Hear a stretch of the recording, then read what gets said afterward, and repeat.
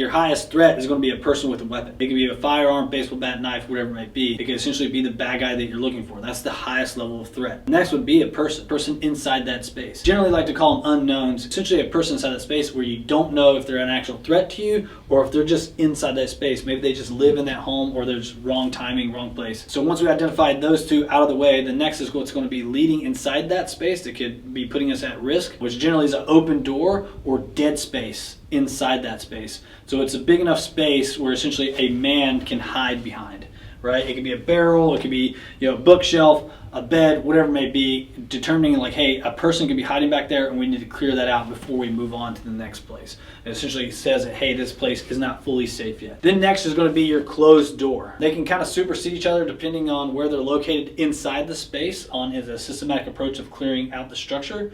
And depending on what type of tactic you're utilizing at that time. Then last and least is generally going to be someone who is deceased or dead, essentially unconscious and no longer any risk to anyone inside that space. And they can even be detained if you would. So those are your kind of priorities or your totem poles of work inside that space to help you problem solve. If you know that and your buddy knows that when you're clearing out space, now you can work together as a team on how to solve that problem inside that space and moving forward.